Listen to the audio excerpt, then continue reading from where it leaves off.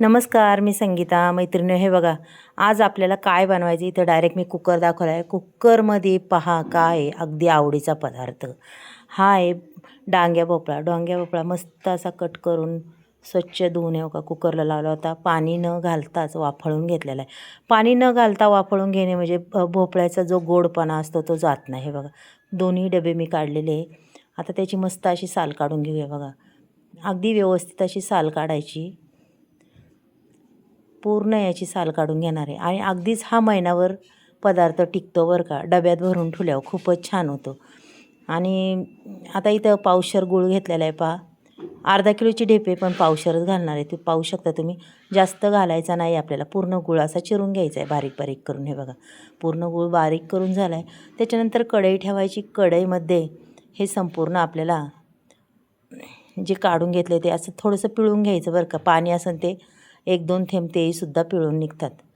हे बघा, अशा पद्धतीने मी पूर्ण ते पाणी काढून टाकणार आहे आणि पूर्ण भोपळा हा पिळून घेणार. हे बघा, अगदी मस्त असा. आणि अवघच 2 थेंब पाणी निघालेत. आता कढईत मी गूळ टाकला आहे, पाहू शकता. त्याच्यात गुळही टाकून दिला आहे, मस्तपैकी विरघळलं आहे.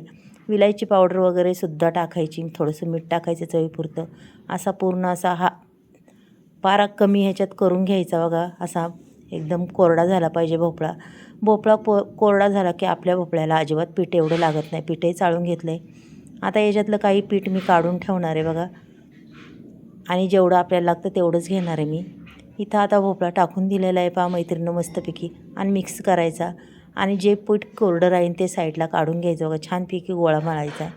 आणि जेवढा भोपळा असेल तेवढे आपली पुरी बी छान लागते, खूप चवदार लागते. म्हणजे त्याच्या मी तुम्हाला दोन्ही पदार्थ दाखवणार आहे, पाहू शकता. पीठ अगदी मस्तच मळलं आहे पहा. अगदी मऊ लुसलुशीत पीठ झालं आहे बघा. अशा पद्धतीने आपल्याला हे पीठ लागतं.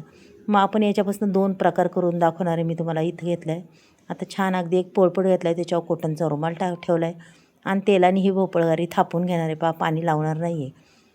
आता ही थापून घेतलेली तव्यात टाकलेली पहा. छान अशी बिळं पाडायची आणि वरून तेलाची धार सोडायची. अगदी खूप छान अशी चवदार अशी भोपळगारी होती, पाहू शकता. मी दाखवते. आता पुढची प्रोसेस काय आहे, कढईमध्ये तेल वतायचं आणि तेलामध्ये अशा छोट्या छोट्या पुऱ्या करून टाकायच्या. पुऱ्यांचा रंग बी खूप छान येतो मैत्रिणी, पहा बरं. रंग छान येतो ना, अगदी महिनाभर टिकेन अशा ह्या घाऱ्या होतात. एवढ्या सुंदर होतात. जशा शिळ्या राहतील तशा त्या छान लागतात मैत्रिणी, पाहू शकता तुम्ही.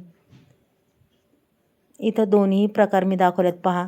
भोपळगारी दाखवली, पुऱ्या दाखवल्यात मैत्रिणी. कशा वाटल्या नक्कीच सांगा. उद्या भेटूया आपण नक्कीच. बाय.